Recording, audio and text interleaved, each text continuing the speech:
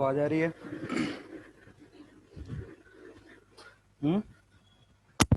Yes sir. ठीक है। क्या पढ़ाए थे?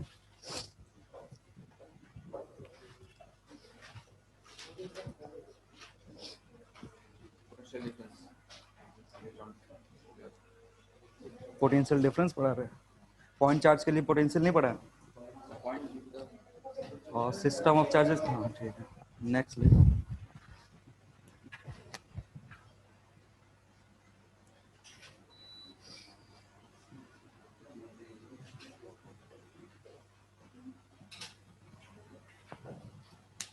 Potential due to dipole.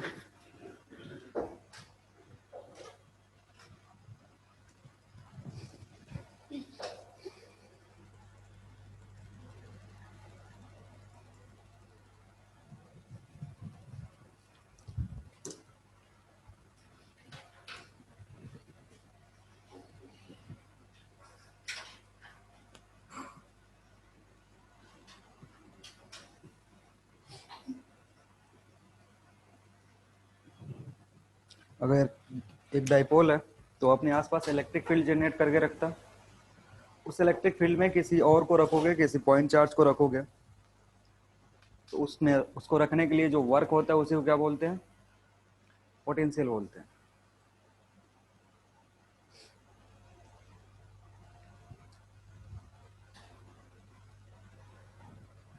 देखो, मान लो अगर कोई पॉइंट है, यहाँ पर जनरली हम दो एक्सिस की बात करते हैं। इसको इक्वेटोरियल एक्सिस बोलते हैं और ये एक्सियल है। कोई एक्सियल पॉइंट P यहाँ पे और कोई पॉइंट यहाँ पे रख रहे हो P। तो इस दोनों पॉइंट पे सबसे पहले पोटेंशियल निकालेंगे, कितना कितना होगा। पहले एक्सियल पोजीशन पे निकालेंगे।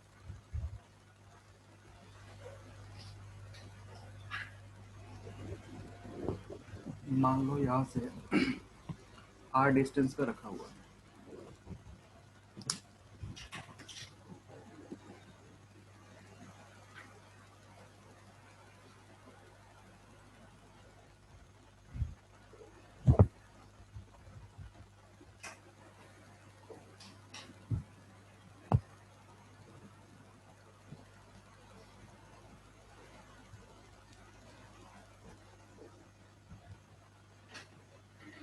कितना होगा? पॉइंट P पे पोटेंशियल कैलकुलेट करना ड्यू टू डाइपोल।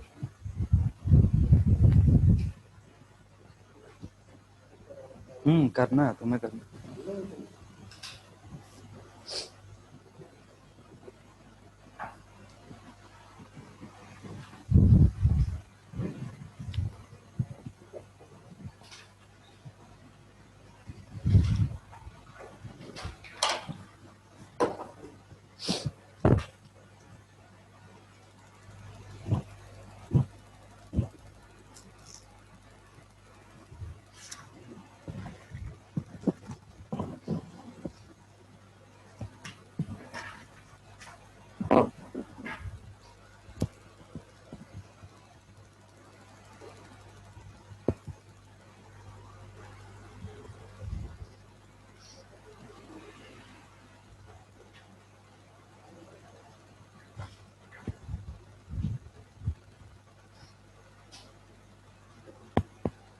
होगा।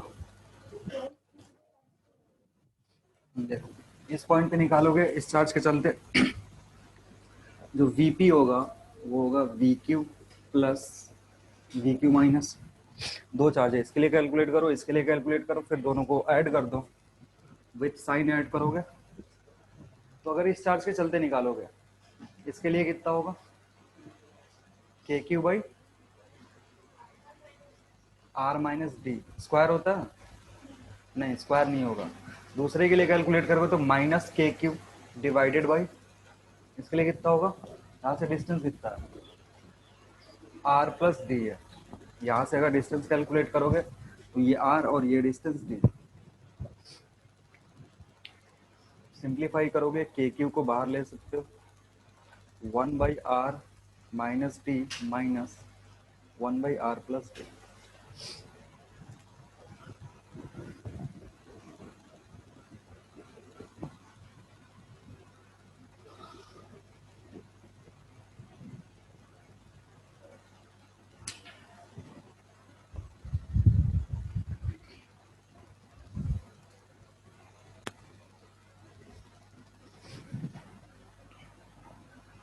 ठीक है, इसको क्या ले सकते हो, VP k q r plus d minus r plus d divided by r square minus d square. ऊपर कुछ कैंसिल आउट हो रहा है ये, तो वीपी का जो वैल्यू होगा वो होगा k q 2d divided by r square minus d square.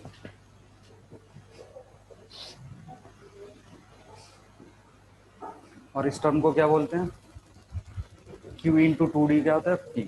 तो वीपी का जो वैल्यू होगा वो होगा k p divided by r square minus d square. यह है एक्सियल पोजिशन पे।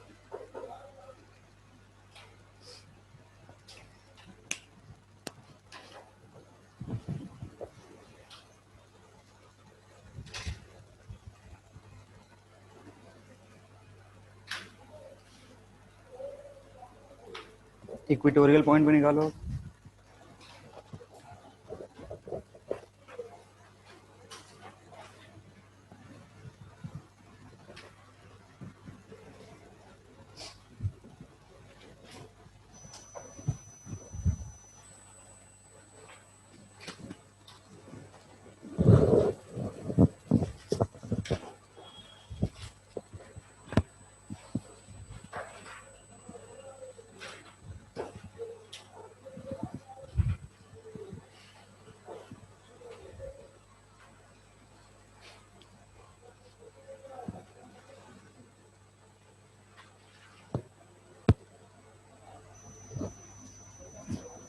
कितना होगा इक्वेटोरियल पॉइंट पे, अगर कोई पॉइंट इक्वेटर पे है उस पे पोटेंशियल कितना होगा ड्यू टू डाइपोल। हाँ आर लेना है, वो डिस्टेंस आर लेना है, in terms of r calculate करना है।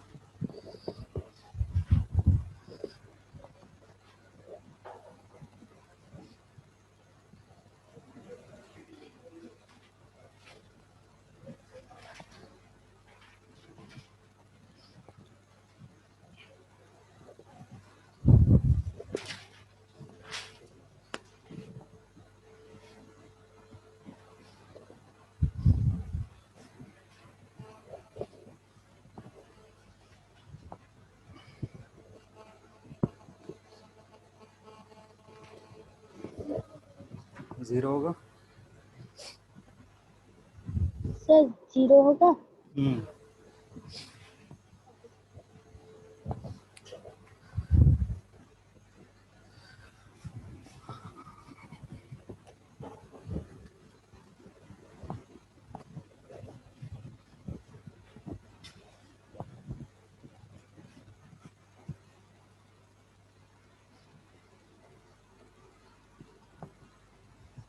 इधर कहीं भी रखोगे, मान लो ये डिस्टेंस आर है,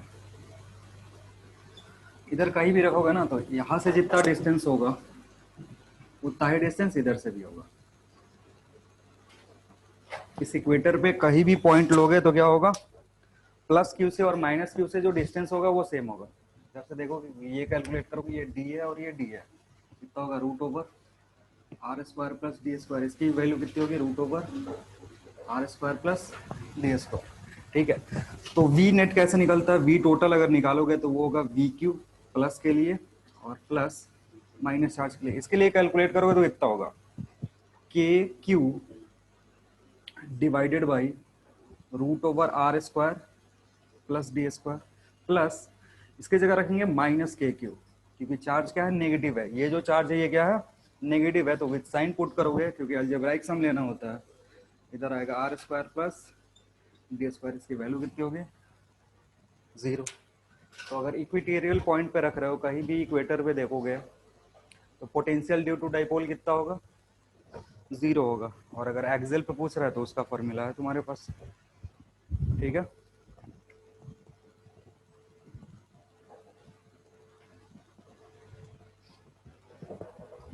और अगर एक्सेल इक्वेटोरियल पॉइंट पे नहीं दिया हुआ है तो नेक्स्ट लिखो, नोट में लिख लेना।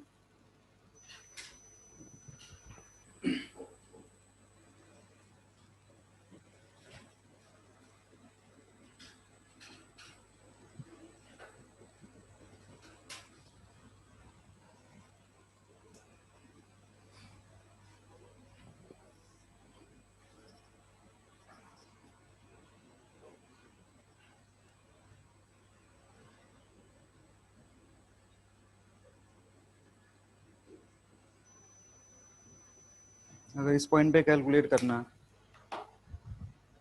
जो कि एक्सिस से थीटा एंगल पे इंक्लाइंड है और सेंटर से डिस्टेंस उस पॉइंट का आर है,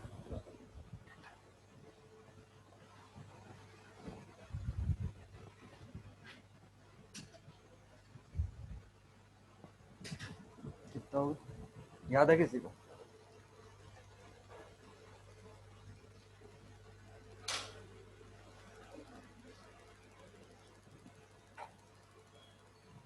ये यूज करता मैं स्मॉल डाइपोल के लिए, और स्मॉल डाइपोल का मतलब होता है r is very very greater than D.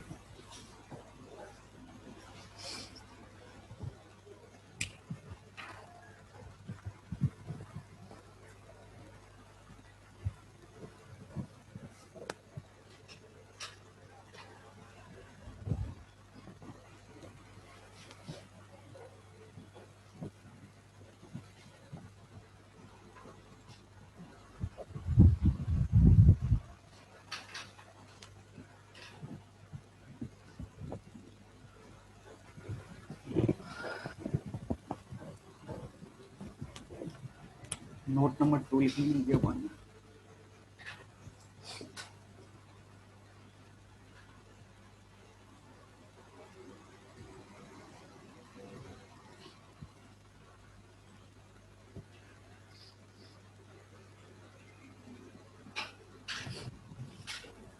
Equatorial plane पे कितना होता है? 0 होता है, ठीक है।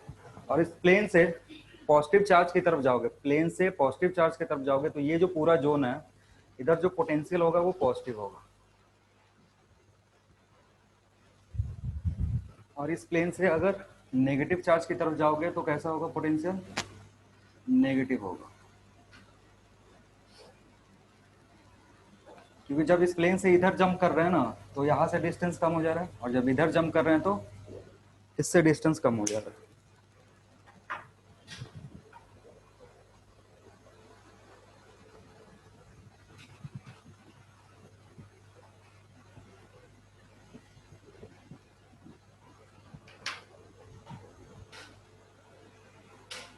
हो गया?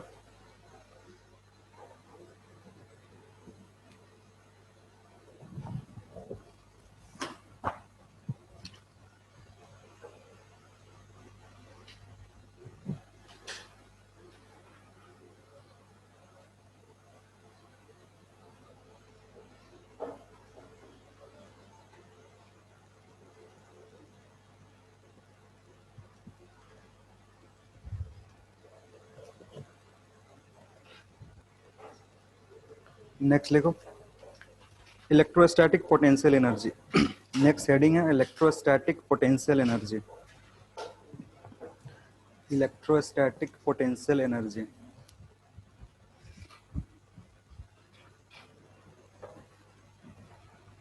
Electrostatic potential energy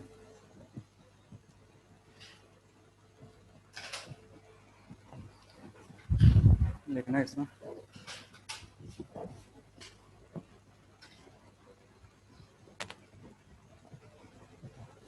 it is defined as it is defined as it is defined as work done by it is defined as work done by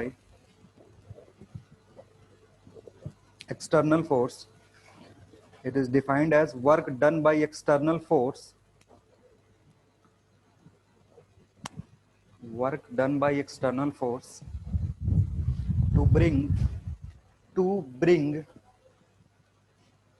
to bring a positive charge to bring a positive charge from infinity from infinity from infinity to a given point, from infinity to a given point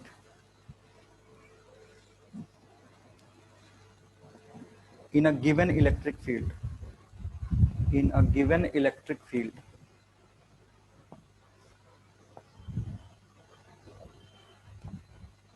in a given electric field, full stop। Para छोड़ के लिखना। if charge q if charge q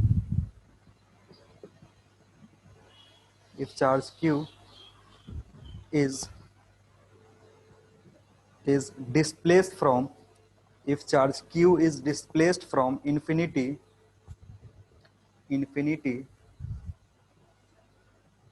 to a point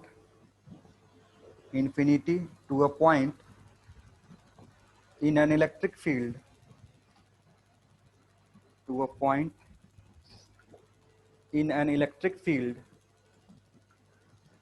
having potential capital V, electric field having potential V, then then then potential energy is given as then potential energy is given as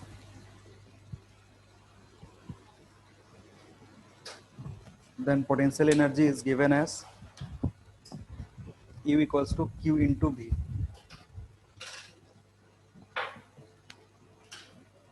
और again ये potential energy है तो इसका unit क्या होगा, joule होगा, ठीक है, यूनिट जूल होगा। जब चार्ज को पोटेंशियल से मल्टीप्लाई करते हैं तो हमें क्या मिलता है, ये चार्ज है ना, इसको किसी और के पोटेंशियल में ले जाकर रख रहे हैं, ये जो चार्ज है किसी और के चलते पोटेंशियल है उसमें ले जाकर के रख रहे हैं, तो इस एनर्जी को क्या बोलेंगे, इलेक्ट्रोस्टैटिक पोटेंशियल एनर्जी बोलेंगे, ठीक है। अब नेक्स्ट हम यहाँ से डिफरेंट सिस्टम बना सकते हैं। कभी भी पोटेंशियल एनर्जी होने के लिए हमें कम से कम दो चार्ज की रिक्वायरमेंट होती है, एक जिसका फील्ड होगा और दूसरा चार्ज उसके फील्ड में ले जाकर के रखेंगे, ठीक है। तो पोटेंशियल एनर्जी डिफाइन करने के लिए कम से कम दो चार्जेस होने चाहिए, दो हो सकते हैं, तीन हो सकते हैं, चार, उससे ज्यादा कुछ भी हो सकता है। तो नेक्स्ट हेडिंग है तुम्हारा potential energy, potential energy potential energy of a two point charge system, potential energy of a two point charge system, potential energy of a two point charge system।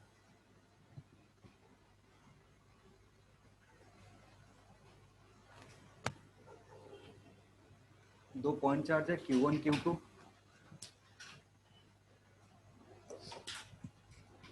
जो एक दूसरे से R के separation पे है। तो ये जो भी सिस्टम बना है टू पॉइंट सिस्टम, इसका पोटेंशियल एनर्जी कितना होगा,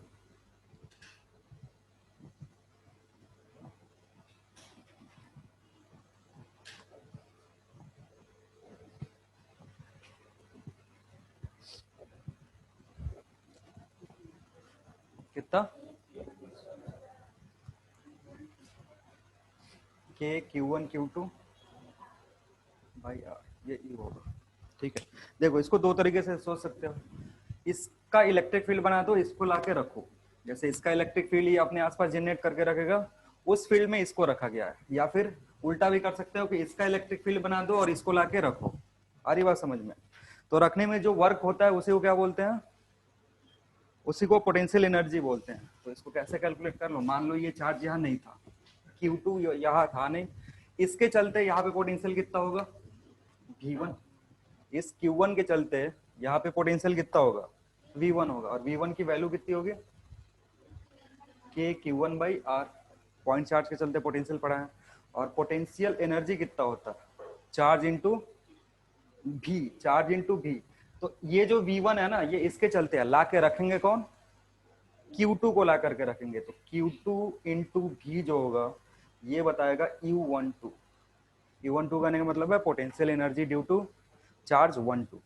तो Q2 रखोगे, V1 कितना, के Q1 बाई R1 या R, तो यहाँ से आएगा के Q1 Q2 divided by R। So U12 जो होगा के Q1 Q2 divided by R, और जब भी इसको रखेंगे पुट चार्जेस विथ साइन,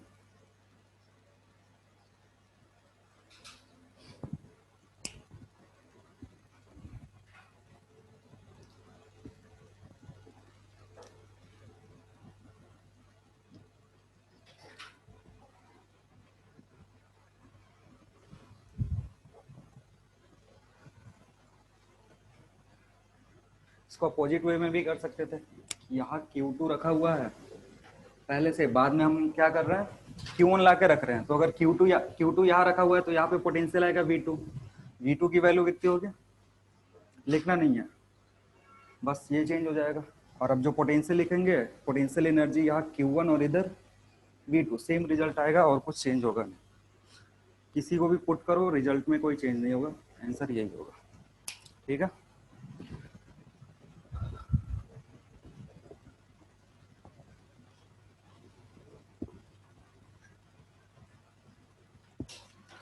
अब देखो 2 से ज्यादा चार्ज देगा तो क्या करेंगे, अगर 3 दे दिया 4 दे दिया तो क्या करेंगे,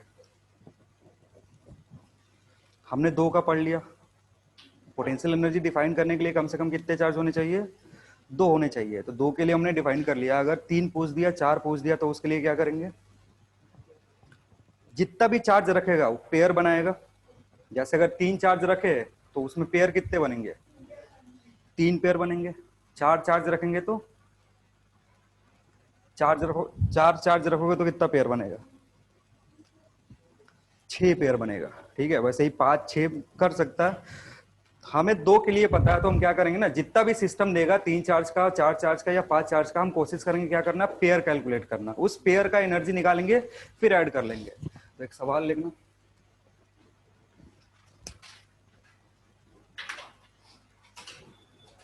three charges of 10 microcoulomb each, 3 charges of 10 microcoulomb each are placed on are placed on are placed on corners of are placed on corners of an equilateral triangle, corners of an equilateral triangle of side 1 meter, of side 1 meter, then find then find then find potential energy then find potential energy of this system, then find potential energy of this system।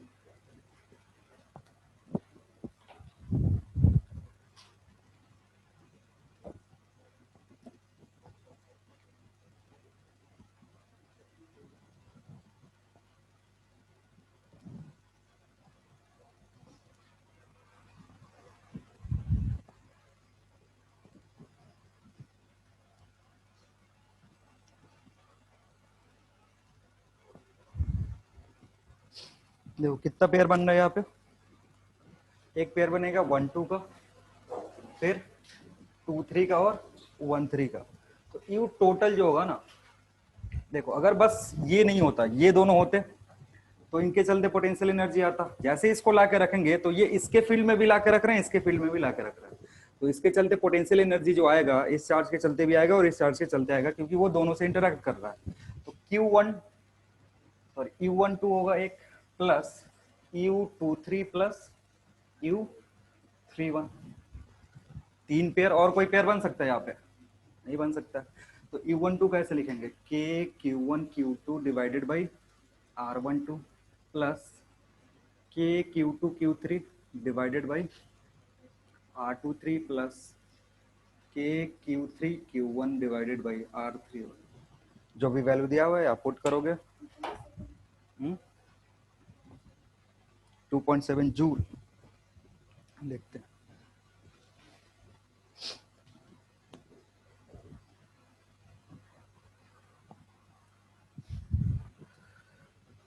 तो हमारे जो problem में दिया हुआ है उसमें तीनों charges identical है, सबके सब की वैल्यू जो है कितनी है, सेम है। तो यहाँ लिख सकते हो 3k² डिवाइडेड बाई आर। इसका यहाँ से क्यू स्क्वायर, यहाँ से क्यू स्क्वायर, यहाँ से क्यू स्क्वायर, नीचे आर आर आर कॉमन करोगे, ऐड होकर के 3 आएगा, जो भी वैल्यू है पुट कर दो। 3 इंटू के की वैल्यू कितना रखेंगे, 9 इंटू 10⁻⁴ इंटू क्यू की वैल्यू, क्यू कितना दिया हुआ है, एक बार चार्ज बताना क्या दिया हुआ है, 10 microcoulomb divided by r 1 metre पर। इसको सिंप्लीफाई करोगे आंसर आ जाएगा।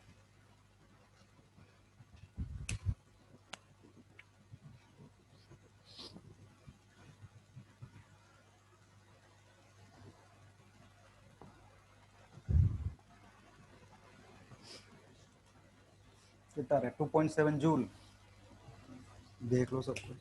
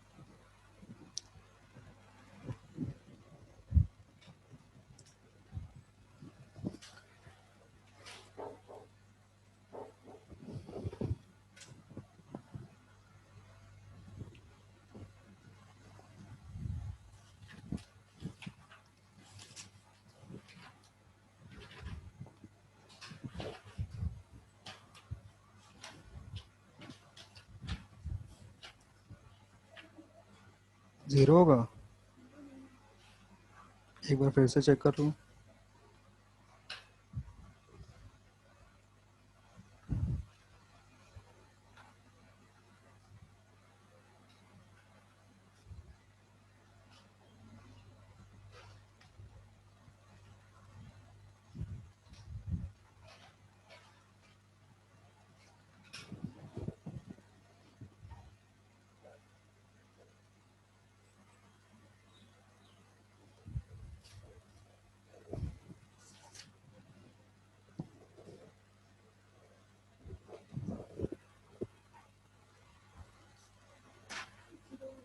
जीरो आ रहा है, कितना पेयर बनाया हो, 6 पेयर बन रहा है ना,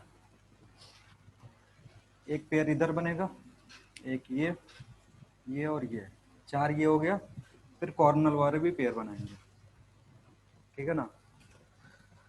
तो अगर इसका इसका कॉम्बिनेशन, इसका इसका देखो, यहाँ पे 3 तो सीधा सीधी दिख रहा है ना, कि एक इधर बनेगा, इधर बनेगा, इधर और इधर बनेगा। तो जो साइड्स वाले हैं उसको सीधे लिख सकते हो। साइड्स वाले में यहाँ पे अगर इसका पेयर इससे बनाओगे और इसका पेयर इससे बनाओगे तो क्या आएगा, माइनस में आएगा। इसका पेयर इससे और इसका पेयर इससे करे तो इसके इन दोनों के चलते नेगेटिव आएगा, तो यहाँ पे आएगा।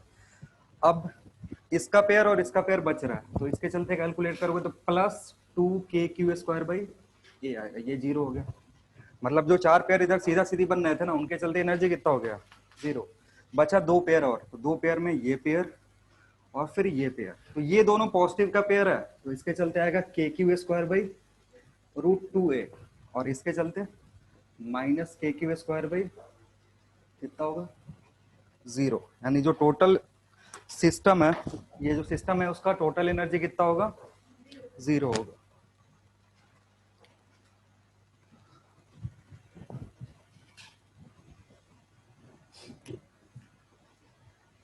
अगेन इसको ऐसे कर सकते हो, generalise Q1 Q2, Q3 and Q4। U का जो फॉर्मूला आएगा that would be U12 plus U23 U31 plus U34 U41 plus U24, और इसका सबका कैलकुलेट करके सम करोगे 0 आएगा जो ऊपर बताएं।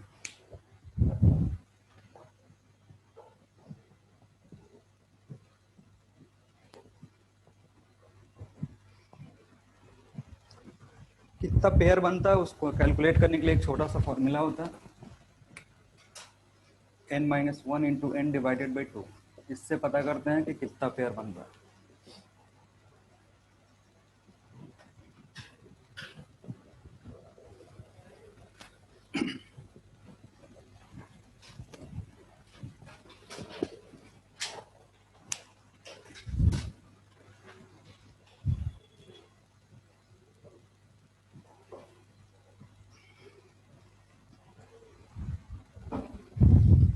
तो देखो यहाँ पे अगर 5 रखोगे तो कितना होगा,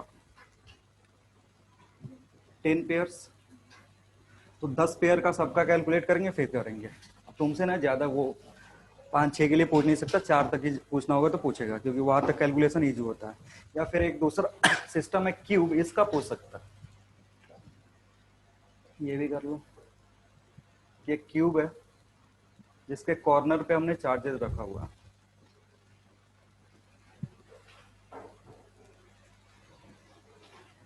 इसमें भी कर लो कैलकुलेट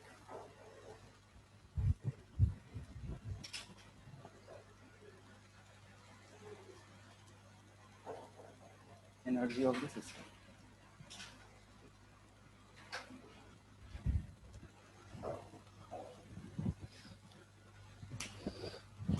चार्ज क्यू रखा हुआ है, डिस्टेंस ए।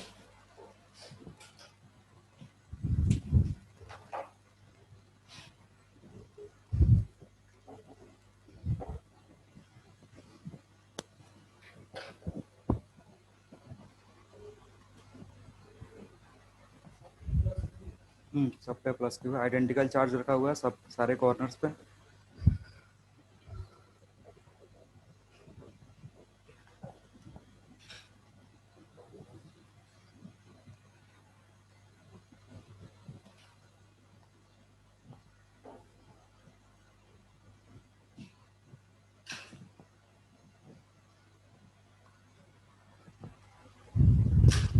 इसमें कितने पेयर बनेंगे,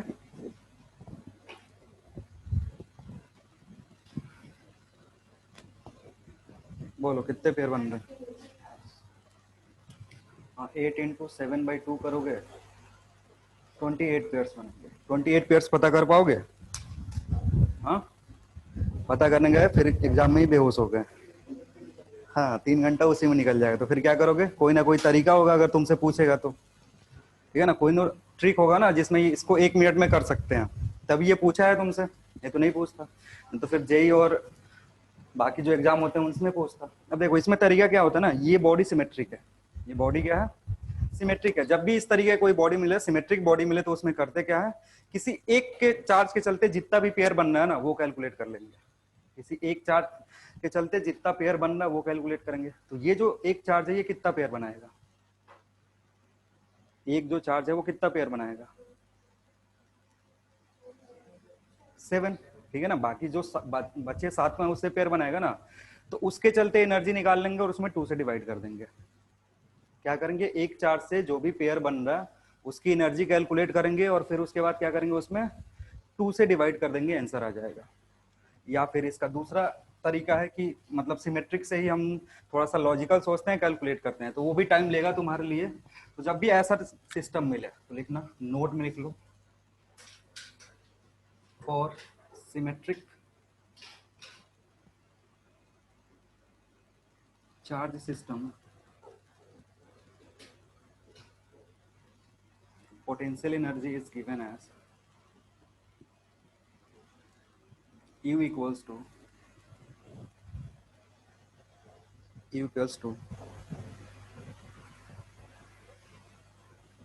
half of energy due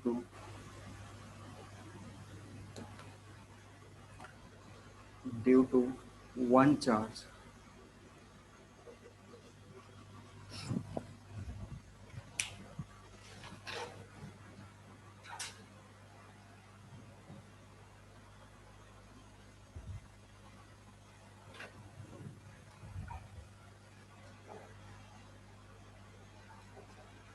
ठीक है। अब इसमें कैलकुलेट करो कि कितना, सॉरी यहाँ n/2 कर लेना, n/2, n number of charge है, n/2 into energy of one charge, और n जो है ना, n है नंबर ऑफ चार्ज, n यहाँ पे क्या है, नंबर ऑफ चार्ज है। देखो तो एक के चलते मान लो इस चार्ज के चलते ये चार्ज किससे किससे पेयर बना रहा है, इससे, फिर इससे और इससे।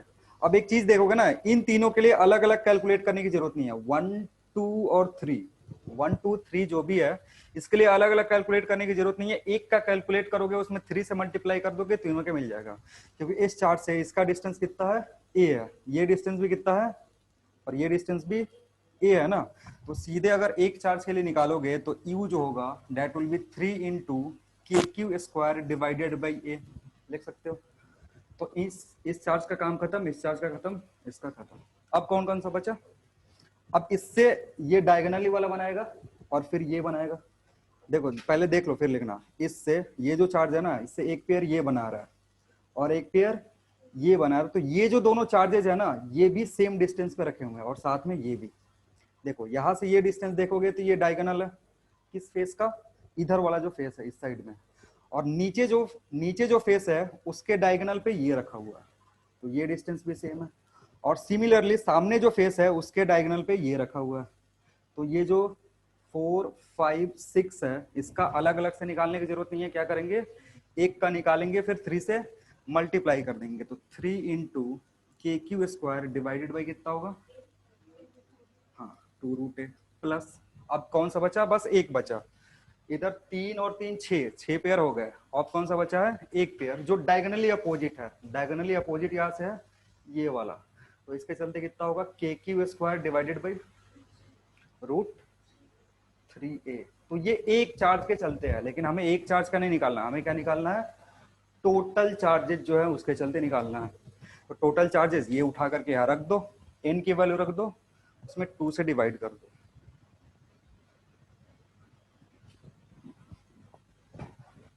तो जब u टोटल कैलकुलेट करोगे n कितना होगा, n कितना है, n नंबर ऑफ चार्जेस है, तो 8/2 divided by 3 KQ square a plus 3 KQ square √2a plus KQ square by √3a।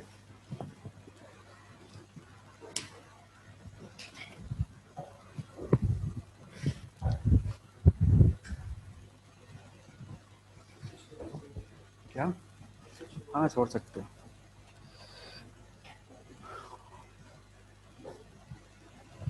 अब देखो ये करने से ना जो 28 का 28 पेयर जो बनना था वो सब इसमें आ गया। देखो यहाँ पे कितने पेयर है, 3, यहाँ पे 3 और ये एक, कितना हुआ 7, 7 में कितने से मल्टीप्लाई कर रहा है, 4 से, 7 चौका 28, 28 का 28 पेयर इसमें क्या है आ गया, तो फिर जो करोगे वो सही होगा। ठीक है,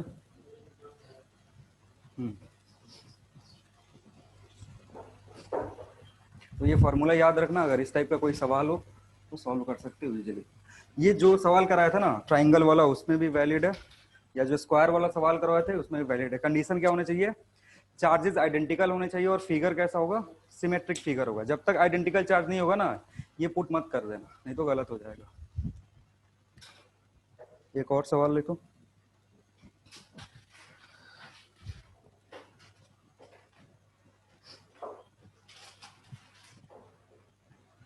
three charges each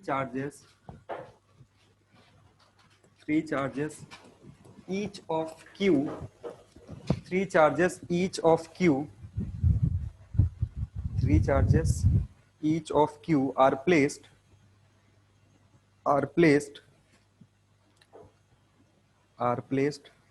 at the corners of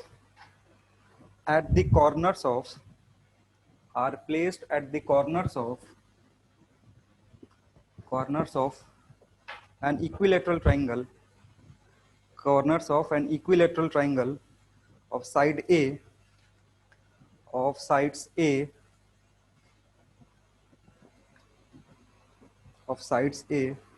full stop. Find number one, work required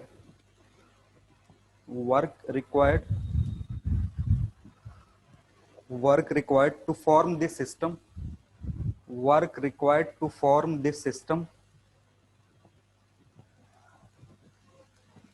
Number two, work required, number two में लिखना, work required to increase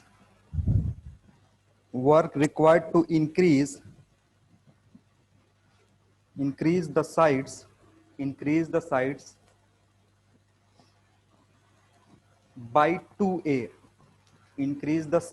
by 2a, बस हो गया।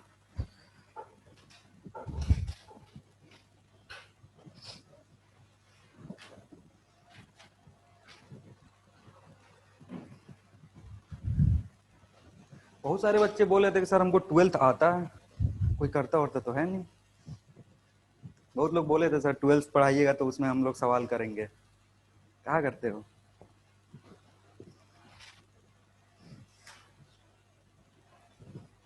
और किसने किसने जेई मेंस दिया था, कुछ पता चला?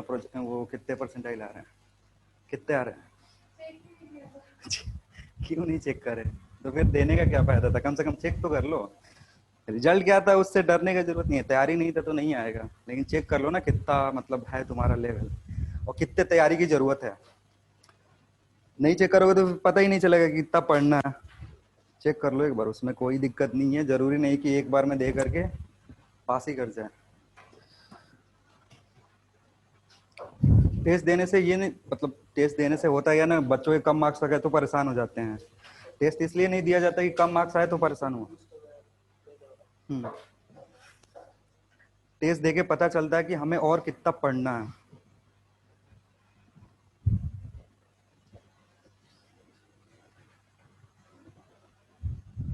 पहला आसान है, पहला होना चाहिए सबसे।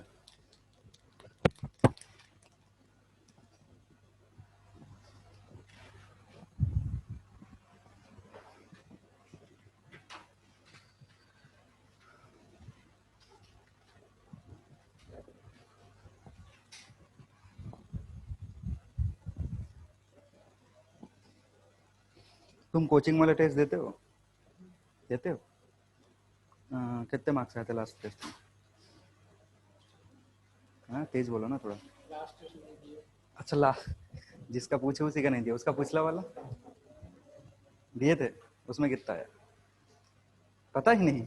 अरे कितने सीरियस लोग आ गए हैं यार इस बार।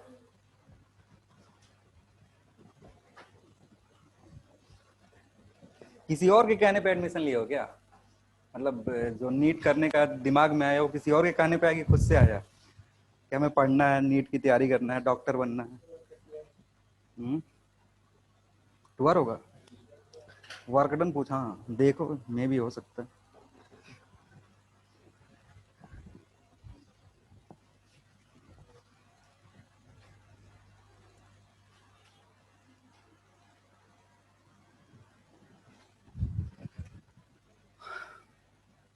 देखो पहले में क्या है ना कि जो वर्कडन होगा सिस्टम को बनाने के लिए, work done to form the system, वो किसके बराबर होगा? वो होगा एनर्जी या potential energy of the system. ठीक है ना? क्या कह रहे हैं कि जो भी वर्क डन करा तुमने वही पोटेंशियल एनर्जी के फॉर्म में सेव हो जाता है। मतलब तीनों चार्जेस इनिशियली कहाँ रखे होंगे? इनफाइनाइट पे। तुमने क्या करा होगा कि तीनों को एक एक करके उठा करके लाके यहाँ रखा होगा। तो पहला चार्ज जब उठा करके लाओगे वर्क डन कितना करना पड़ेगा? जीरो। जब इसको उठा करके अलाओगे ना तो इधर कोई और चार्ज है नहीं, तो वर्क डन कितना करना पड़ेगा, जीरो। फिर दूसरे चार्ज को उठा करके लाए, तो दूसरे चार्ज को जब उठा के लाएंगे ना तो ये चार्ज पहले से यहाँ रखा हुआ है, तो अब इसका पोटेंशियल यहाँ पे आएगा, तो कितना होगा, Q इंटू भी, Q इंटू भी वर्क डन करना पड़ेगा, तो यहाँ पे लाके रख दिया। नेक्स्ट जब तीसरे चार्ज को लाके रख रहे होगे तो अगेन तुमको वर्क डन करना पड़ेगा, कितना, 2Q भी, क्योंकि अब दो चार्ज हो गए, ये भी हो गया ये भी हो गया, तो अब लाके तीसरा चार्ज रखोगे तो वर्क डन कितना होगा, 2Q भी। अब इस सबको ऐड करो तो टोटल वर्क डन जो होगा वो कितना होगा, 3Q इंटू भी। और ये जो वर्क डन तुमने करा यही इसके पोटेंशियल एनर्जी के फॉर्म में सेव हो जाता है। तो जो हम वर्क डन निकालेंगे वो एक्चुअली में क्या निकालने को बोल रहा था तुमसे, वो इनडायरेक्ट फॉर्म में तुमको potential energy of the system निकालने को बोल रहा था, तो उसके लिए पहले एक बार सवाल कर चुके हैं, ठीक है ना। नेक्स्ट है दूसरा वाला, क्या बोल रहा था, दूसरा क्या बोला कि पहले साइड कितना था, पहला साइड कितना था, ए था, बाद में कितना हो गया, बाद में 3A हो गया। सवाल पढ़ो ठीक से, इंक्रीज बाई लिखा या इंक्रीज टू लिखा हुआ है, हाँ तो बाई और टू में डिफरेंस होता है। बाई कहने का मतलब होता है जितना था उसमें तुमने 2A ऐड किया, ठीक है ना। अगर 2A बोलता तो इसका मतलब है पहले A था फिर हमने कितना करा, ठीक है ना। बाई और टू में कंफ्यूजन होता है, मतलब इसी सवाल में बोलता बाई 2A, जैसे दिया हुआ है इस सवाल में क्या दिया, बाई 2A का मतलब है पहले कितना था A, बाई 2A इंक्रीज करने का मतलब है कि बाद में कितना होगा, 3A। अगर ऐसे बोलता 2A तो इसका मतलब A से कहा जाते 2A जाते, ठीक है। हाँ हाँ चलो, तो इसमें क्या है, अब कैलकुलेट करोगे, इसका कुछ पोटेंशियल एनर्जी होगा, इसका कुछ पोटेंशियल एनर्जी होगा, और वर्क डन क्या होता है, अगर चेंज इन काइनेटिक एनर्जी नहीं है तो क्या होगा, work done is equal to change in PE. तो इसका पोटेंशियल एनर्जी निकाल लो, इसका पोटेंशियल एनर्जी निकाल लो, फिर उसका चेंज निकाल लो, वही वर्क डन के बराबर होगा। आ रहा है समझ में। ऑनलाइन वाले सब सो गए, नहीं सोए हो, चलो बढ़िया।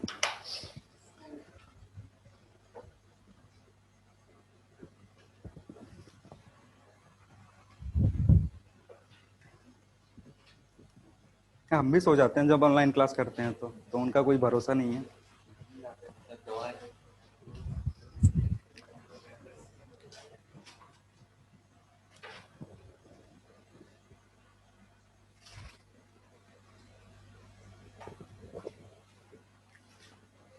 जल्दी से कैलकुलेट कर लो, इसका जो एनर्जी होगा कितना होगा, जो पहले कैलकुलेट करे थे, U2 माइनस U1 करोगे, चेंज इन पोटेंशियल एनर्जी क्या मतलब था, फाइनल माइनस फाइनल कितना होगा, 3K² divided by 3A minus KQ² by A, बस ऊपर 3 होगा। इसको सिंप्लीफाई करोगे तो कितना होगा, 2 minus 2KQ² by A।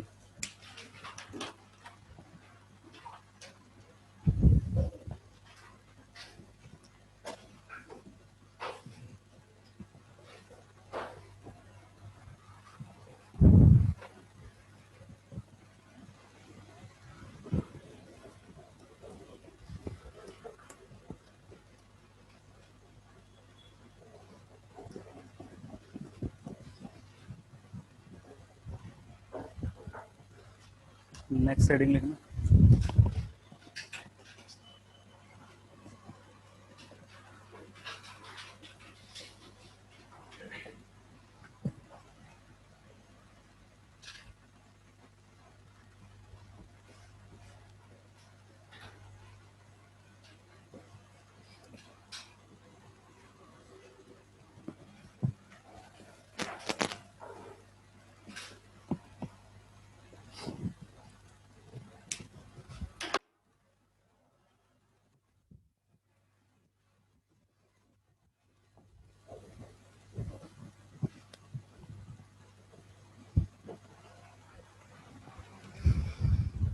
Dipole का इलेक्ट्रिक फील्ड कितना होता है वो हम पढ़ चुके हैं, डाइपोल का पोटेंशियल कितना होता है वो पढ़ चुके हैं। अब डाइपोल को किसी और के फील्ड में रखते हैं तो क्या होता था, किसी डाइपोल को किसी और के फील्ड में रखते हैं तो क्या होता है, टॉर्क लगता है उस पर। उसका फॉर्मूला पढ़ चुके हैं। टॉर्क का फॉर्मूला क्या होता है, पी क्रॉस ई या फिर पी ई साइन थीटा। ठीक है, ये मैग्नीट्यूड बताएगा, ये वेक्टर फॉर्म में बताएगा। अब देखो अभी क्या कर रहे हैं ना कि एक इलेक्ट्रिक फील्ड जो कि यूनिफॉर्म है और उसमें हमने अगेन क्या करा, डाइपोल कर को ले जा करके रखा है। तो अगर डाइपोल को ले जा करके रखोगे किसी और के इलेक्ट्रिक फील्ड में तो अगेन ये एनर्जी स्टोर करेगा। यहाँ का कुछ पोटेंशियल होगा V1, यहाँ का कुछ पोटेंशियल होगा V2। तो अगर ये चार्ज यहाँ पे रखा हुआ है तो इस चार्ज के चलते एनर्जी कितना होएगा, Q इंटू V1, और इसके चलते माइनस Q इंटू V2, और जब ऐड कर दोगे तो वही टोटल एनर्जी दे देगा। तो टोटल एनर्जी कितना होगा, किसी को पता है कितना होता है? टोटल एनर्जी नहीं याद है? नहीं याद है तो फिर कैलकुलेट कर लो। हाँ, ये वाला देखो, डाइपोल बना कैसे हुआ, ये पहले से इलेक्ट्रिक फील्ड एग्जिस्ट कर रहा था, कोई एक्सटर्नल इलेक्ट्रिक फील्ड है जो पहले से एग्जिस्ट कर रहा था। तो हम डाइपोल बनाने के लिए क्या करेंगे, एक चार्ज लेंगे पॉजिटिव, उठा करके रखेंगे। तो अब जिस पॉइंट को उठा के रख रहा है उस पॉइंट का कुछ पोटेंशियल होगा due to this given electric field. तो मान लो अगर यहाँ का पोटेंशियल V1 है तो जो एनर्जी इसके चलते आएगा वो कितना होगा, Q इंटू V1। अब डाइपोल बनाना है तो एक और चार्ज की जरूरत है, उस चार्ज को उठा करके हम कहाँ रखेंगे, यहाँ से कुछ डिस्टेंस पे रखेंगे, पास में नहीं रखेंगे नहीं तो फिर डाइपोल नहीं बनाएगा। तो यहाँ पे मान लो पोटेंशियल V2 है, तुमने चार्ज कितना रखा, माइनस Q रखा, तो जो एनर्जी आएगा U वो होगा कितना, वो होगा Q into V1 minus Q into V2। Q common करोगे तो ये होगा V1 माइनस V2, ये E होगा।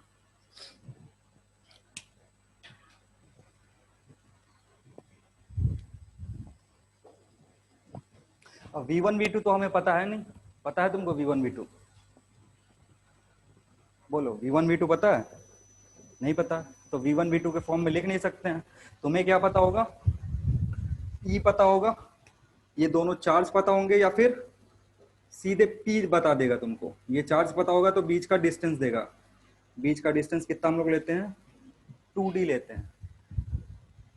तो V1 V2 नहीं पता है, जो भी आंसर आएगा या तो E के टर्म में आएगा और इस Q 2D के टर्म में आएगा, नहीं तो फिर P देगा तो P और E के टर्म में आएगा। तो इसको रिप्लेस करना, ठीक है। अब इसको रिप्लेस करने के लिए तुमको एक चीज पता होना चाहिए, relation between potential difference and electric field. क्योंकि पोटेंशियल डिफरेंस को तुम किस में चेंज कर रहे हो, V1 माइनस V2 क्या है, पोटेंशियल डिफरेंस है। अब तुम इसको E से रिप्लेस करना चाहते हो तो तुम्हें क्या पता होना चाहिए, relation between potential difference and electric field. तो अभी बताएंगे, तब तक के लिए इसमें यूज कर रहे हैं। देखो एक फॉर्मूला तो ये अभी लिखना नहीं है, एक फॉर्मूला होता है कि delta V by delta x बराबर होता है E के, और बाहर नेगेटिव लगा, negative of delta V by delta x किसके बराबर होगा, E के, और x के टर्म में कर रहे हो तो यहाँ EX आएगा। आ रही बात समझ में, ये रिलेशन होता है, अभी पढ़ाएंगे आगे। तो ये जो टर्म है ना यहाँ पे यूज कर लेंगे, ये जो टर्म है क्या करेंगे, यह यूज करेंगे। तो अगर ध्यान से देखो तो इलेक्ट्रिक फील्ड का डायरेक्शन किधर है, इधर की तरफ। तो एक ट्राइंगल बनाएंगे बाहर की तरफ ताकि फिगर गंदा ना हो। तो ये जो डिस्टेंस है ये कितना होगा, x होगा, ये V1 है और ये क्या है, V2 है, और इलेक्ट्रिक फील्ड का डायरेक्शन किधर है, इधर की तरफ। और ये एंगल अगर थीटा, ये डिस्टेंस हमें दिया हुआ है, कुछ देर के लिए मान लो कि ये A है। देखो तो अगर इसको रिप्लेस करोगे, V1 माइनस V2 को रिप्लेस करोगे तो मैं ऐसे लिख रहा हूँ, माइनस E इंटू एक्स। समझना कैसे लिख रहा हूँ, इसके जगह पे क्या रिप्लेस करूंगा, ये वाला टर्म, ये जो टर्म है ये V1 minus V2 divided by delta x की जगह पे क्या लिखूंगा, एक्स इधर से देखो, ये डिस्टेंस कितना, इन दोनों के बीच में गैप कितने का, एक्स का। क्योंकि एक्स ये गैप क्यों ले रहे हैं, ये क्यों नहीं ले रहे हैं, क्योंकि इलेक्ट्रिक फील्ड का डायरेक्शन भी तो देखना है, जो डायरेक्शन जिधर डायरेक्शन है ना वही डिस्टेंस लेंगे हम, ये डिस्टेंस नहीं लेते। अगर इलेक्ट्रिक फील्ड इधर की तरफ होता है तो फिर कौन सा डिस्टेंस लेते हैं, हमें उस दो पॉइंट के बीच का, ये V1 और V2 का डिस्टेंस चाहिए, लेकिन कौन सा, जो डिस्टेंस इलेक्ट्रिक फील्ड के अलोंग है। तो इलेक्ट्रिक फील्ड के अलोंग कौन सा डिस्टेंस है, x। तो इधर नीचे x आया, डेल्टा x की जगह x, और ये कितना था, ये इधर लिखा हुआ। और यही किसके बराबर होगा, ई के बराबर होगा। तो यहाँ v1 माइनस v2 जो होगा उसको लिख सकते हो e इंटू एक्स। क्लियर है? तो यहाँ पे लिख दिया q e x। अब x हमें गिवन नहीं है, हमें क्या गिवन है, ये बीच का गैप जो इधर 2d है तो इधर ही 2d लिख दो ताकि कंफ्यूजन ना हो। अब इस 2d और x का रिलेशन बता सकते हो, 2d और x का रिलेशन इजीली बता सकते हो। x की जो वैल्यू होगी वो होगी 2d cos थीटा, इसका cos कंपोनेंट x के बराबर होगा। तो इसको रिप्लेस करोगे तो ये कितना होगा, माइनस q इंटू ई 2d cos थीटा। और q इंटू 2d किसके बराबर होगा, p के बराबर होगा। तो फिर उसको p से रिप्लेस कर दो।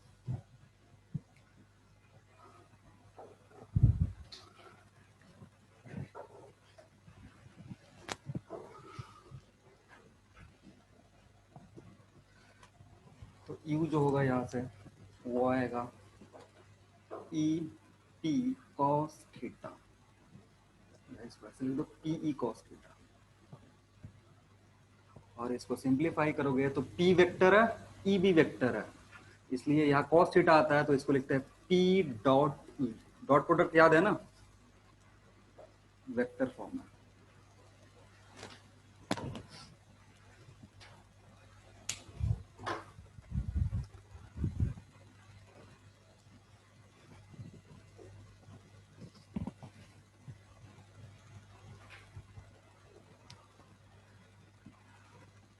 ये जो चीज यहाँ पे है इसका अलग से एक टॉपिक पढ़ाएंगे, उसके लिए परेशान नहीं होना। हो गया?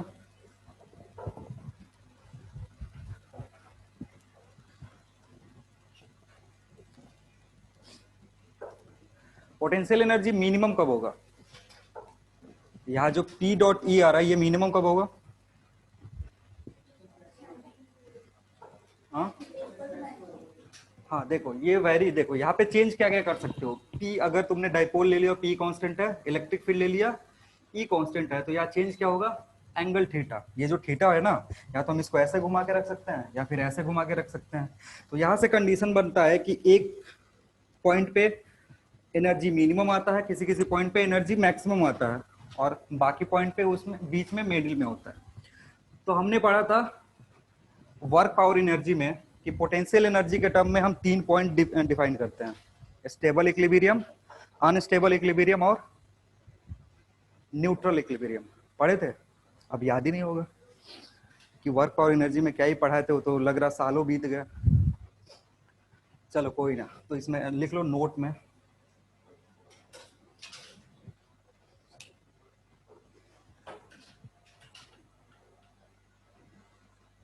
देखो अब हमने पढ़ा है कि अगर किसी सिस्टम पे if F net on a system is 0 then system is said to B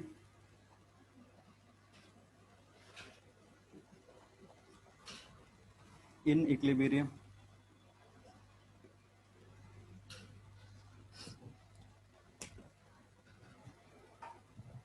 और इक्विलिब्रियम जो होगा वो कैसा होगा, ट्रांसलेशनल इक्विलिब्रियम होगा।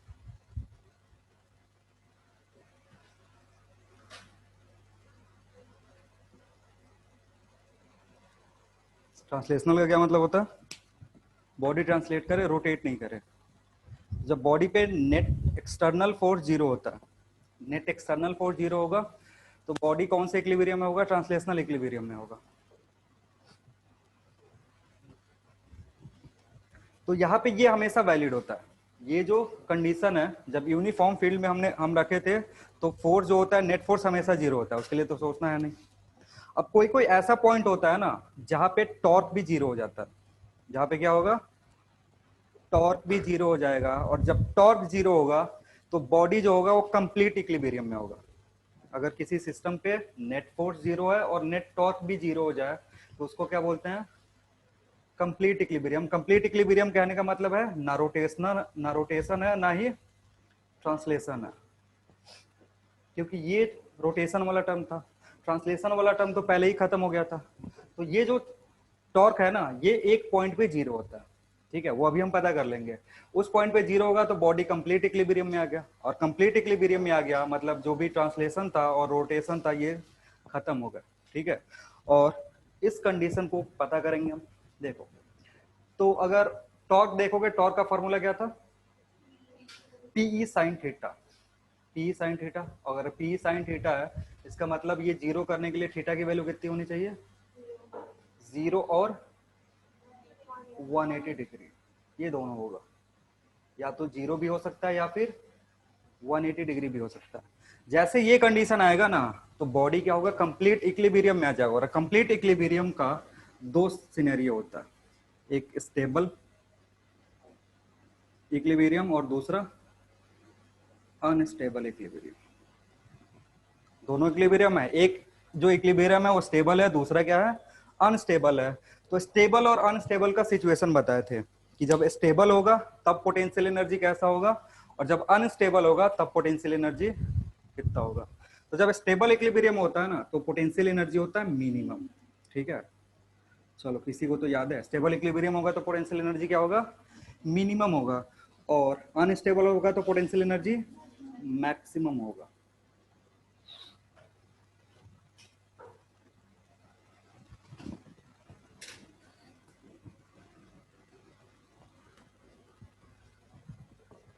तो हम देखेंगे नोट में ही, at theta equals to zero, potential energy जो है यू वो कितना होगा, माइनस पीई होगा, ठीक है, जो कि क्या है, मिनिमम है, नेगेटिव है।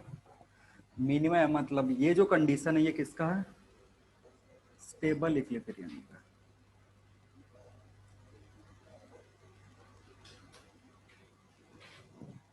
वह स्टेबल इक्विलिब्रियम कहने का मतलब होता है ना कि जब इसको डिस्टर्ब करोगे, सुन लो, जब इसको डिस्टर्ब करोगे तो कुछ देर एसएचएम करने के बाद अपने नॉर्मल पोजीशन में आ जाएगा। स्टेबल इक्विलिब्रियम पे क्या होता है, एसएचएम होता है। अगर हल्का सा डिस्टर्ब करोगे, जैसे ऐसे रखा हुआ है, इसको अगर डिस्टर्ब करोगे ना तो ऐसे घूमेगा, एसएचएम करेगा इस ऐसे ऐसे, ठीक है। और नेक्स्ट है when theta equals to 180 degree, U जो होगा वो पीई के बराबर होगा। पी यहाँ पे क्या है, अब ये पोटेंशियल एनर्जी मत पढ़ लेना, ये पी डाइपोल है और ये इलेक्ट्रिक फील्ड है जो कि मैक्सिमम है, और ये कंडीशन है अनस्टेबल का।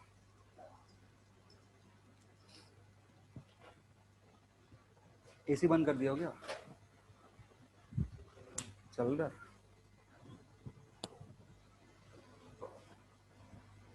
हाँ, तो ये याद रखना है कि कब डाइपोल स्टेबल होता है और कब अनस्टेबल होता है। कभी कभी पूछ देता है कि कितने एंगल पे डाइपोल एसएचएम करेगा या ओसिलेशन करेगा। तो जब एंगल थीटा होगा वहां से उसको डिस्टर्ब करोगे तो क्या करेगा, एसएचएम करेगा।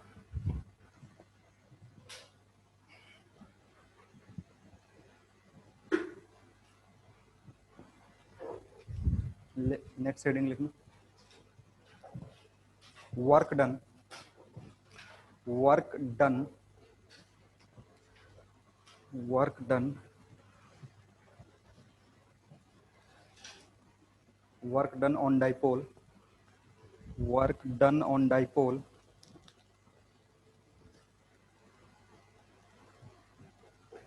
to turn it from, to turn it from, to turn it from theta 1 to theta 2, to turn it from theta 1 to theta 2।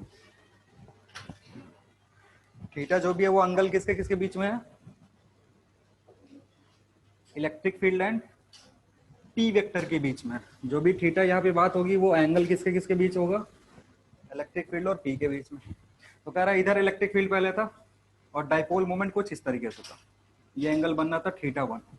अब इसको यहाँ से टर्न करोगे ना, तो जब टर्न करते हैं तो क्या चेंज होगा, पोटेंशियल एनर्जी चेंज होगा। जैसे इसको घुमाओगे ना, इस इंस्टेंट पे इसका पोटेंशियल एनर्जी कितना होगा, माइनस पीई कॉस थीटा 1। अब इसको टर्न करे, कुछ ऐसा कर दिए, ये एंगल थीटा 2 हो गया, तो अभी पोटेंशियल एनर्जी जो होगा वो कितना होगा, पीई कॉस।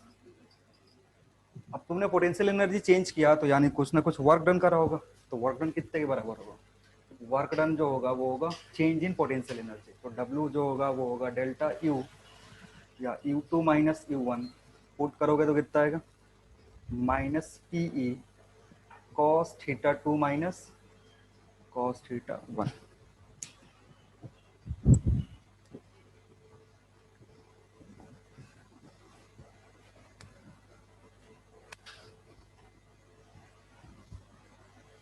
आधे लोग तो परेशान रहते हैं सर, वर्क डन कभी चेंज इन काइनेटिक एनर्जी के बराबर होता है, कभी पोटेंशियल एनर्जी के बराबर होता है, और कभी टोटल एनर्जी के बराबर होता है।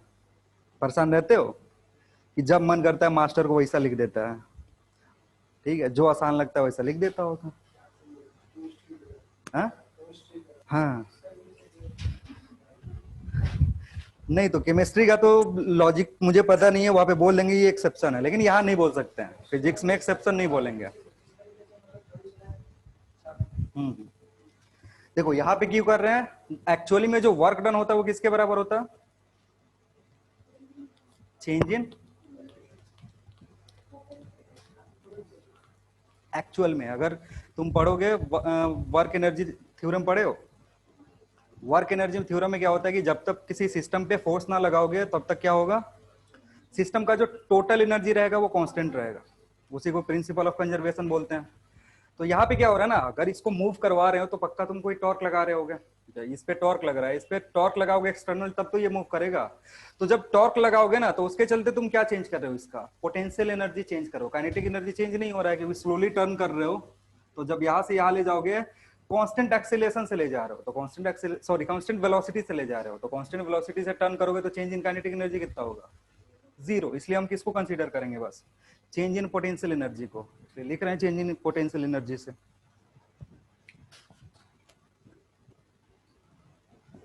नेक्स्ट हेडिंग लिखना, relation between relation between relation between potential relation between potential and electric field intensity.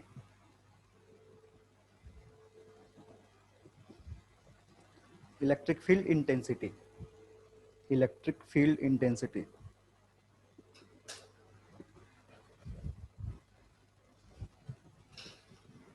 लिखना नीचे, negative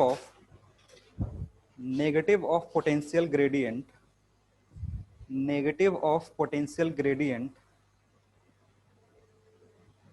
negative of potential gradient is equal to, negative of potential gradient is equal to electric field intensity, is equal to electric field intensity।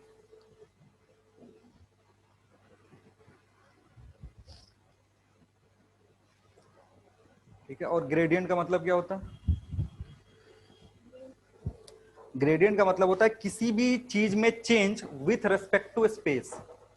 जब किसी भी चीज में change हम देखते हैं किसके रेस्पेक्ट में, स्पेस या पोजीशन के रेस्पेक्ट में, मतलब पोटेंशियल का चेंज हम किसके रेस्पेक्ट में देखेंगे, या तो एक्स एक्सिस या तो वाई एक्सिस या फिर जेड एक्सिस। तो जो भी ग्रेडियंट आएगा उसका नेगेटिव ले लोगे तो किसके बराबर होगा, किसके बराबर होगा। हाँ, थोड़ा सा समझाए भी थे कल के या प्रीवियस वाले क्लास में कि हमने जब ई निकाला था, ई का फॉर्मूला क्या होता है, पॉइंट चार्ज के लिए के क्यू बाई आर स्क्वायर। जब हमने वी कैलकुलेट किया तो क्या आया, के क्यू बाई आर। तो तुमको यहाँ से दिख रहा होगा कि अगर इसमें आर से मल्टीप्लाई कर दो, इस वाले टर्म में आर से मल्टीप्लाई करो तो क्या मिलेगा, या फिर इस वाले टर्म में क्या कर दो, आर से डिवाइड कर दो।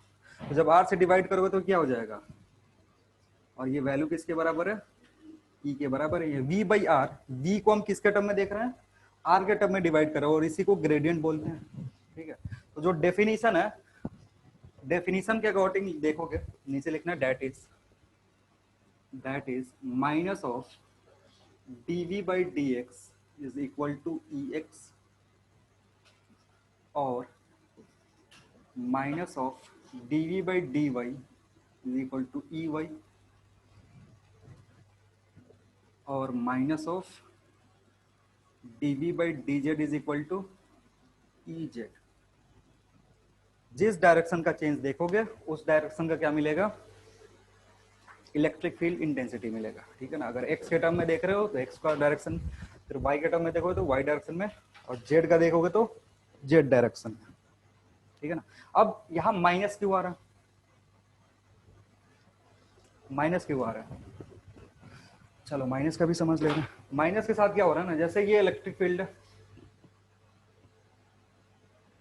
या फिर पॉइंट चार्ज के चलते हैं, यहाँ पे अगर एक पॉइंट चार्ज है, इलेक्ट्रिक फील्ड कुछ इस तरीके से होगा।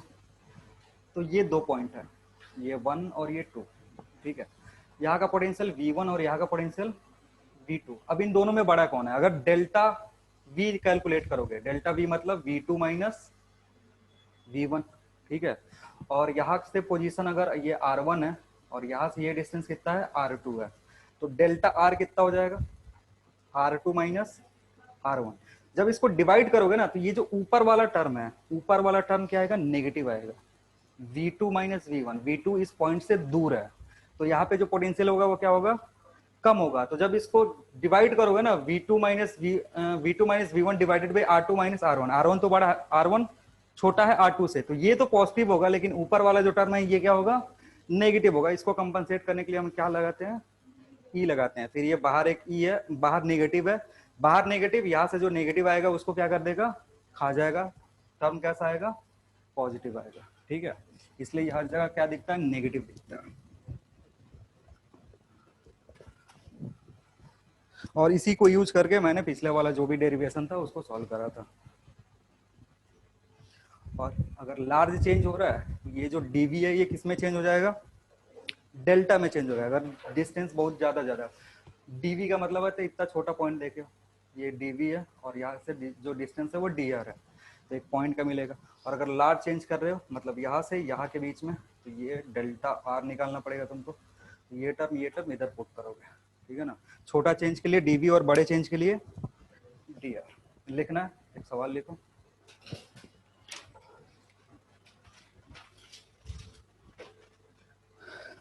लिखना,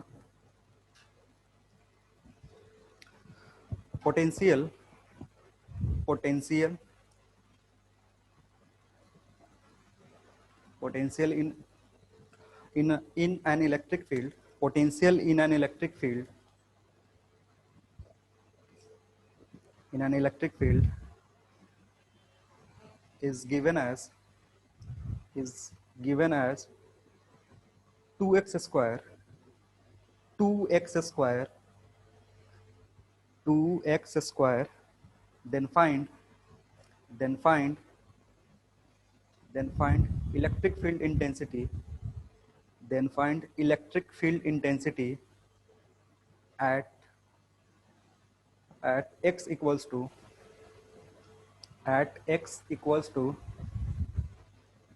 2, at x equals to 2।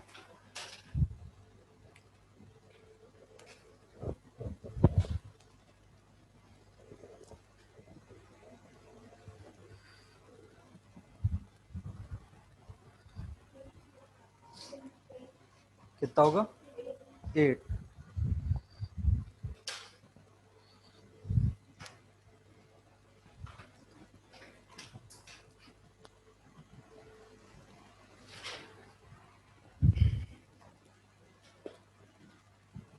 देखो अगर इसी को वेक्टर फॉर्म में लिखते हैं ना, तो वेक्टर फॉर्म में ई एक्स जो होगा वो होगा minus d v by d x i cap, क्योंकि एक्स डायरेक्शन में देखना है तो इधर क्या दिखेगा, आई दिखेगा। ये जो भी है ना, ये मैग्नीट्यूड बताएगा। जब डायरेक्शन ऐड करना होगा तो क्या करेंगे, एक्स डायरेक्शन में कौन सा कंपोनेंट होता है, आई, तो आई लिखेंगे।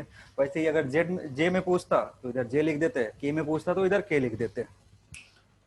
अभी हमसे जो पूछा उसमें वी दिया हुआ, v का वैल्यू कितना 2x स्क्वायर, और पूछ रहा है e निकालो कहाँ पे। अब x डायरेक्शन में है तो ex ही आएगा, y और z का तो काम खत्म हो गया। तो ex का जो वैल्यू निकालना है वो कब x इक्वल्स टू 2 पे कैलकुलेट करना है। इसके लिए सबसे पहले हम इसको क्या करेंगे, तो डिफ्रेंशिएट करोगे तो माइनस 2 इंटू 2x कब करना, तो 2 इंटू 2 इंटू 2 माइनस 8।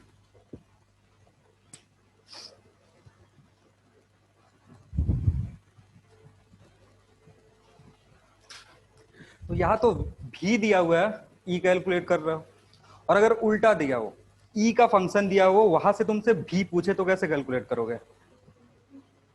इंटीग्रेट करना पड़ेगा, ठीक है ना। और जब इंटीग्रेट करोगे ना तो किसी एक पॉइंट का पोटेंशियल नहीं मिलेगा, पोटेंशियल डिफरेंस मिलेगा। जब इंटीग्रेट करोगे तो क्या मिलेगा? पोटेंशियल डिफरेंस मिलेगा। तो मतलब अगर ई का फंक्शन दिया हुआ है, ई का फंक्शन दिया हुआ है और अगर उसको इंटीग्रेट कर रहे हो तो तुमको क्या मिलेगा? देखो इधर अगर उल्टा करोगे, रिवर्स करोगे तो इसको ऐसे लिख सकते हो डीवी ई एक्स डी एक्स। दोनों तरफ अगर इंटीग्रेट करोगे 1 से 2 तो यहाँ क्या आएगा? हाँ ये आएगा v2 माइनस v1, और जब माइनस माइनस को इधर ले जा सकते हो तो minus E x D x 1 to 2। तो जब इंटीग्रेट करते हैं तो हमें क्या मिलता है? पोटेंशियल डिफरेंस मिलता है। और जब उल्टा होता था तो क्या मिलता था? उल्टा करते थे तो पोटेंशियल मिलता, सॉरी इलेक्ट्रिक फील्ड मिलता था। और अगर पॉइंट में निकालना है तो वो पॉइंट तुमको बता के रखेगा। जैसे इस पिछले वाले प्रॉब्लम में मैंने बता के रखा है कि कौन से पॉइंट पे कैलकुलेट करना था, ठीक है ना। तो लिख सकते हो, नोट में इसको भी लिख लो।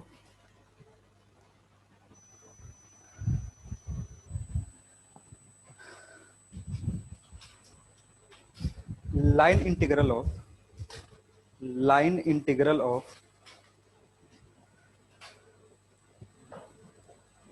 Line integral of electric field intensity, integral of electric field intensity, field intensity gives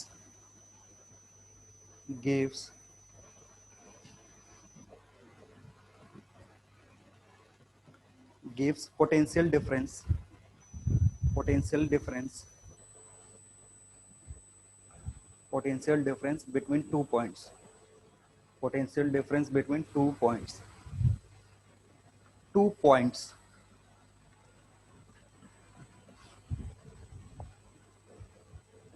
लिखना सवाल। Electric field intensity in a given region, electric field intensity in a given region, electric field intensity in a given region, in a given region is E equals to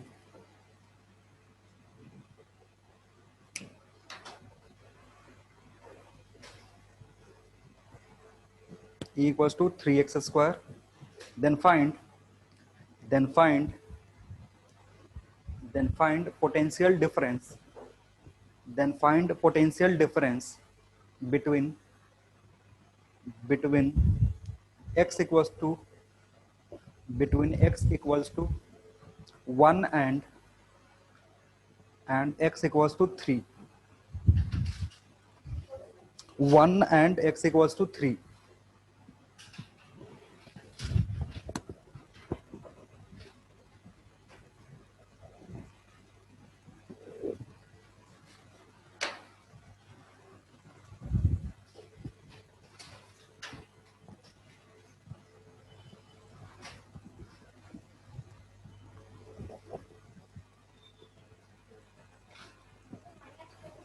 minus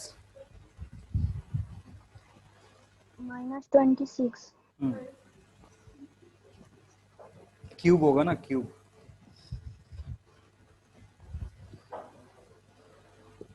करो, अरे हम board पे लिखेंगे तभी करोगे। अरे cube होगा, तुम स्क्वायर कर रही हो।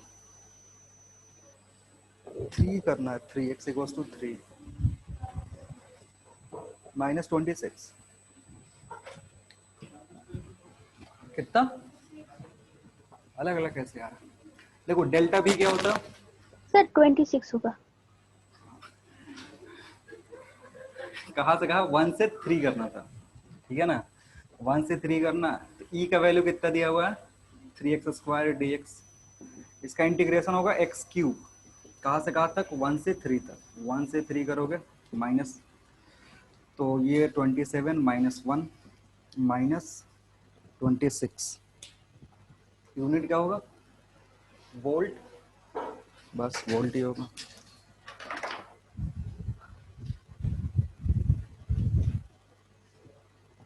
तुम क्या कर रहे हो?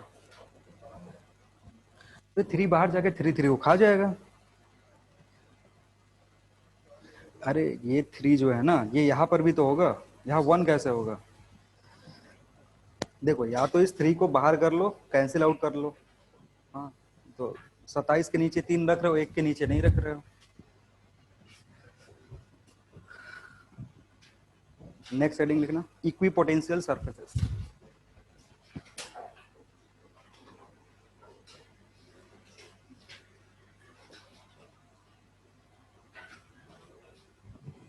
इक्वी पोटेंशियल सर्फेसेस, नाम सुने हो कभी इक्वी पोटेंशियल सर्फेस का? कितने दिन हो गए जमाने को? इक्वी पोटेंशियल सरफेस लिखना।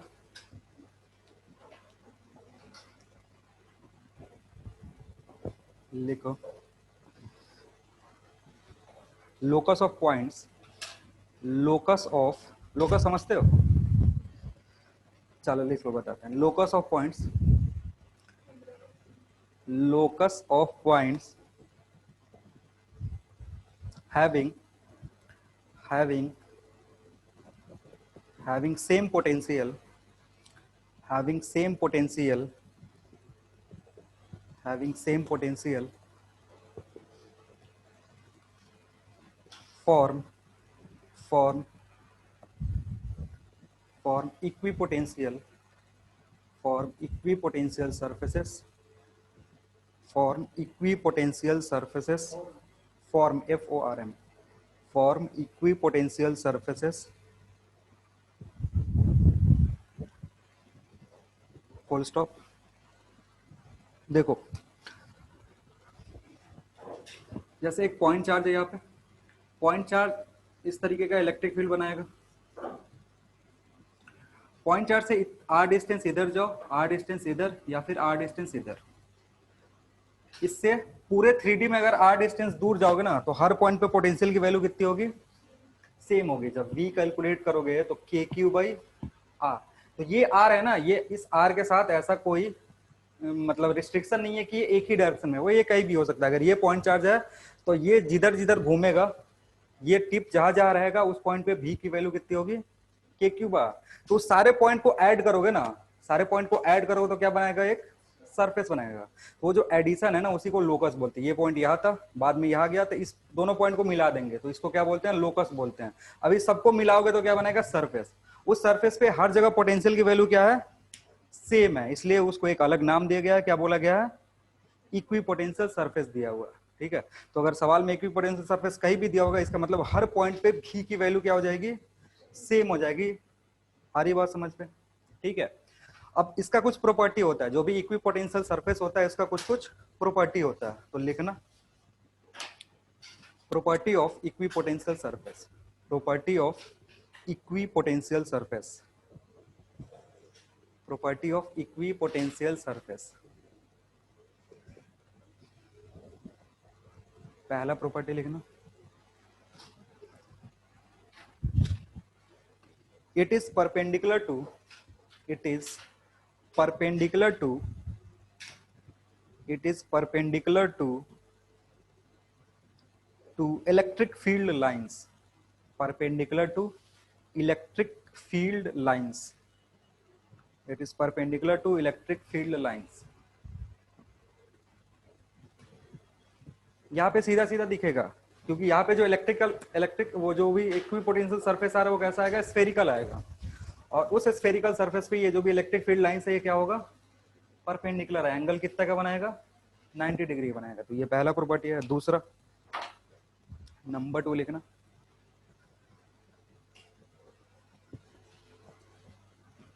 लिखो, if we move on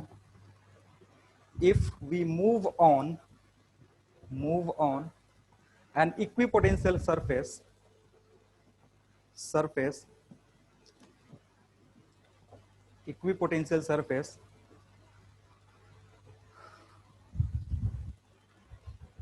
work done is zero, work done is zero, work done is zero। Move on an equipotential surface, work done is 0। देखो एक पॉइंट चार्ज को हम उठाए, पहले यहाँ रखा हुआ था इस पॉइंट पे 1 पे, उसको उठा करके अगर हम यहाँ रखते हैं 2 पे, तो वर्क डन कितना होगा? 0 होगा। क्यों? क्योंकि यहाँ पे पोटेंशियल भी है और यहाँ के पे भी पोटेंशियल कितना है, और वर्क डन जो होता है वो क्या होता है? Q इंटू डेल्टा भी। वर्क डन जो भी होता है, वर्क डन एक्चुअली में डेल्टा यू के बराबर होता है। डेल्टा यू किसके बराबर होगा? Q इंटू डेल्टा भी के। तो जब इक्वी पोटेंशियल सरफेस पे चलते हो ना, तो ये डेल्टा कितना हो जाता है? 0। और अगर डेल्टा 0 है तो वर्क डन कितना होगा? 0 होगा। अब वर्क डन कब होगा? जब एक सरफेस से दूसरे सरफेस पे जंप करोगे। मतलब ये एक इक्विपोटेंशियल सरफेस है, एक ये दूसरा इक्विपोटेंशियल सरफेस होगा, ठीक है। तो अगर यहां से यहां जंप करोगे ना, तब पोटेंशियल डिफरेंस आएगा, क्योंकि आर का वैल्यू चेंज हो गया। तो जब तक एक ही इक्विपोटेंशियल सरफेस पे चलोगे, तुमको कोई वर्क डन नहीं करना पड़ेगा। यहाँ से इधर रखो, इधर से इधर रखो, कोई फर्क नहीं पड़ता है। लेकिन जैसे यहाँ से इधर जंप करके जाओगे, क्या करना पड़ेगा? कुछ ना कुछ वर्क डन करना पड़ेगा। और वर्क डन किसके बराबर होगा? अगेन जो चार्ज लेके घूम रहे हो और इन दोनों के बीच में जो डिफरेंस है उससे मल्टीप्लाई कर दो, वो किसके बराबर हो जाएगा?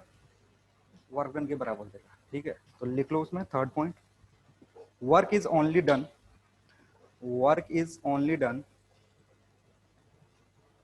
if we jump from, work is only done if we jump from one equipotential surface, from one equipotential surface to another, one equipotential surface to another.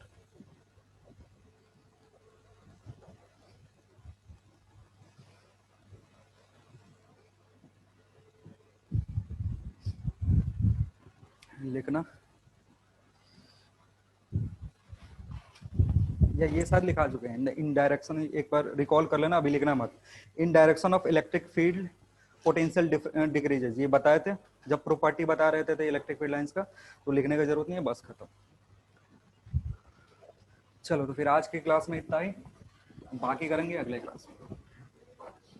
Thank you everyone. Thank you sir.